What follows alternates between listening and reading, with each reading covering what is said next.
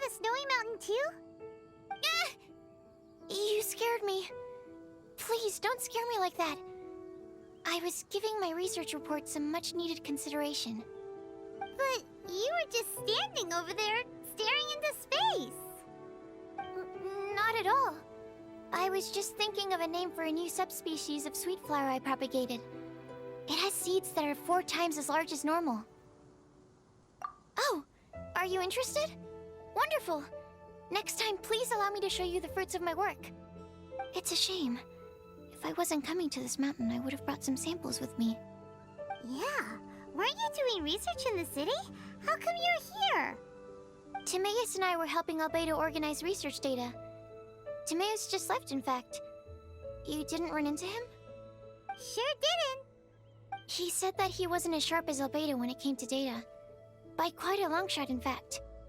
The significance of some things Albedo is able to grasp almost immediately, but we, on the other hand, take considerable time. I fear that this must be the difference in our knowledge and experience showing.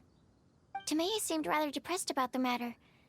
He said he was going to take a walk, so I'm currently settling the leftover affairs myself. I was originally going to take a look around myself after finishing up here, but unexpectedly, I gleaned some interesting data from these reports. But, well, guess my search for secrets will have to wait. Secrets? Ooh, what secrets? Actually, do you two have time right now? Don't have anything on us but that. Then, could I ask you for a favor? In truth, I feel like Albedo is concealing something from myself and Timaeus. But isn't he your teacher? What would a teacher have to hide from his students? That's true, but I feel like he's always hiding something. It is my personal guess that it is some great secret of alchemy. Wait, how are you so sure? Timaeus and I are both passionate researchers of alchemy. If it was anything else, Albedo wouldn't have any reason to hide it from us. You do have a point. Could you help me investigate what it is that Albedo's hiding? Please. I'm just too curious. What do you think? Yes! Thank you, thank you. All right. Let's take a little trip, shall we?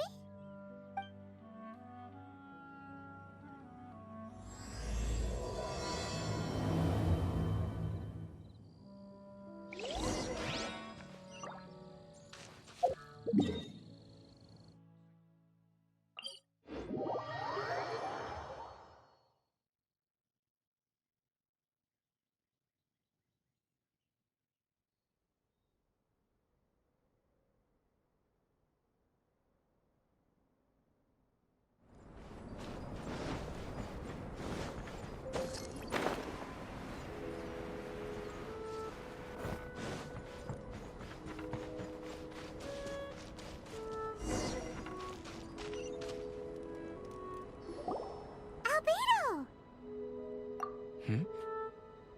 Why are you here? Are you lost? No, we're not. A secret? Hey, what are you doing? Our mission calls for a delicate approach. Sure, but still. Actually, you've arrived at just the right moment.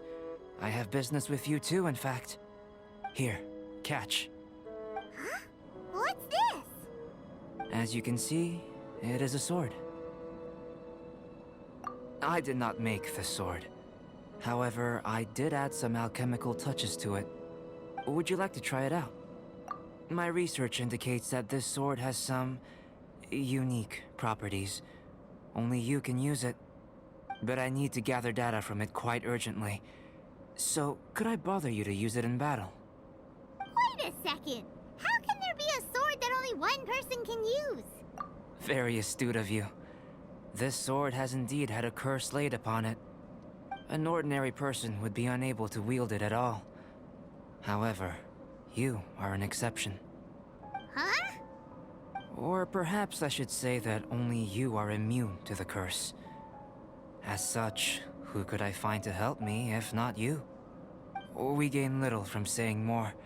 go find some monsters nearby. After all, some things are best discovered through practice.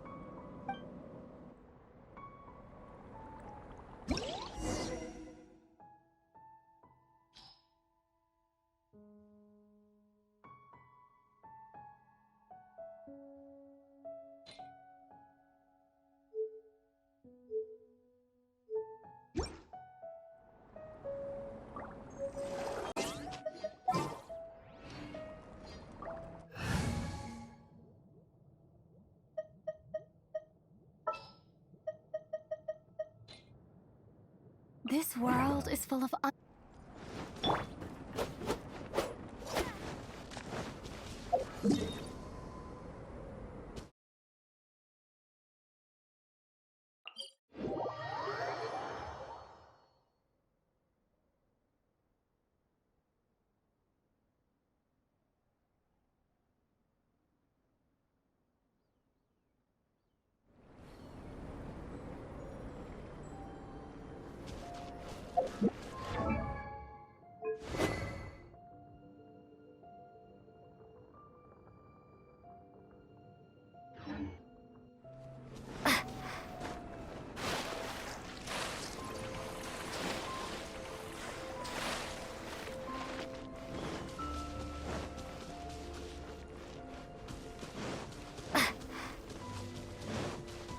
How about those over there? Paimon still has a bad feeling about this.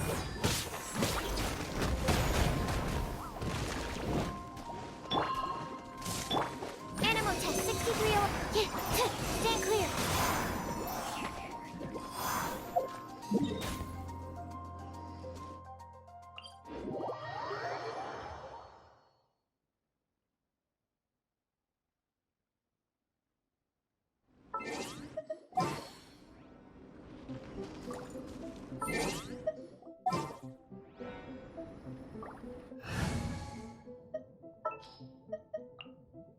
Klee can help.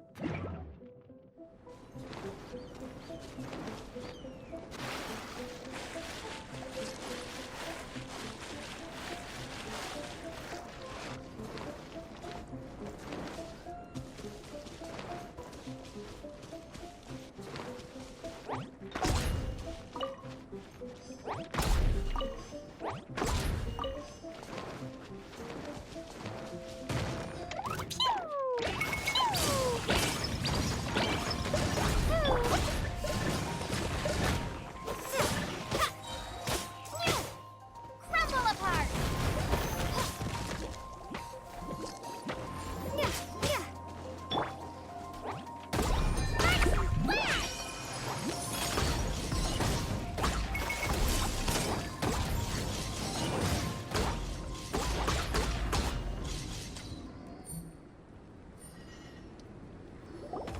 Over here! It's with this brat!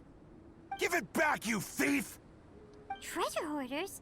There are treasure hoarders in a place this cold? Enough talk! Hand it over! Watch out!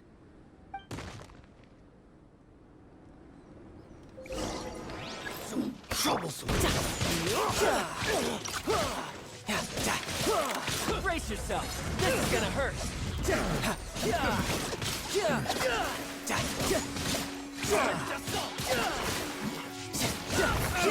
No time to lose. A hunter. Another test subject.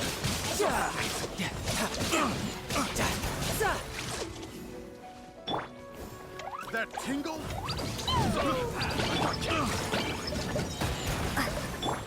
Let's dance. Crumble That apart. tingle? Suffocate! That tingle? Suffocate! That tingle? Suffocate! La la la.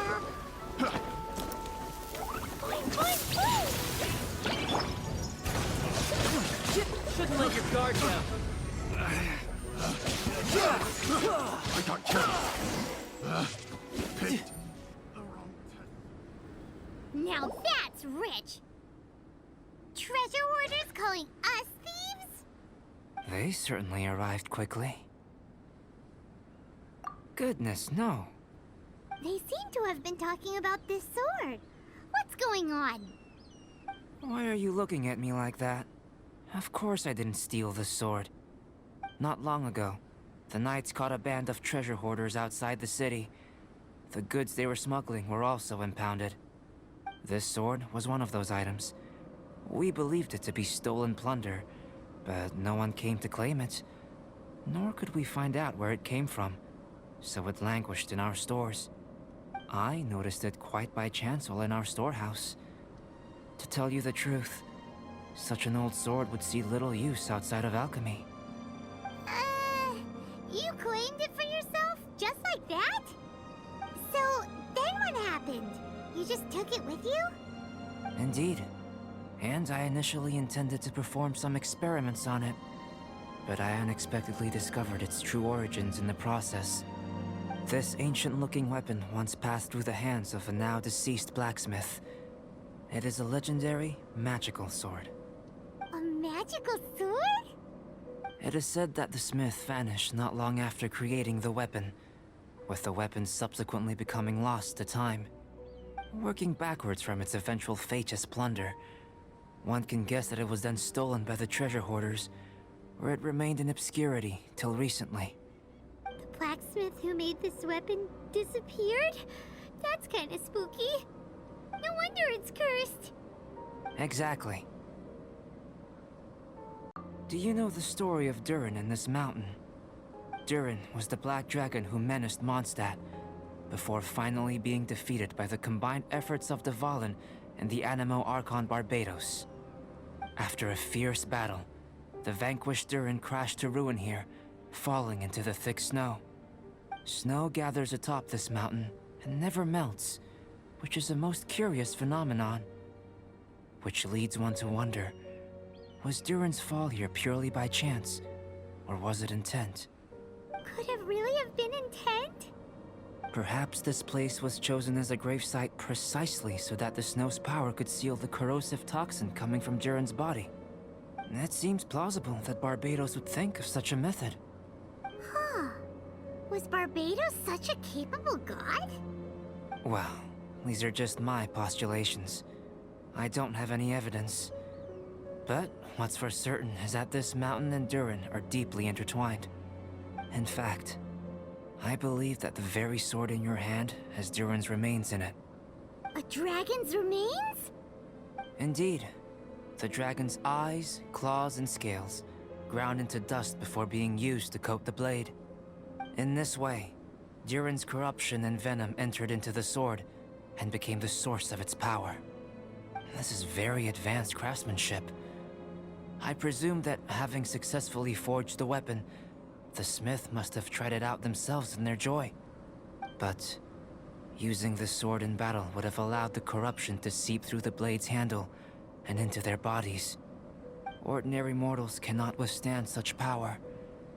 The blacksmith must then have fled, driven mad by the curse, before meeting their end in some unknown place. You've purified the Valen's tears before, which is a very rare ability indeed. This ability has protected you from being corrupted or poisoned, and you can completely eliminate their effects. Which is why you, and only you, can properly wield this sword. Still, this sword really is huge. Yikes! It's glowing! As far as I'm concerned, this is where the real experiment begins. This sword is still very weak at present. However, it is able to absorb energy, and through that, it is able to constantly become stronger. In some sense, you could even say that it is a living thing. Well then, traveler, adventure with it to your heart's content. I need you to help it grow. I believe that we will soon have all the proof that we need.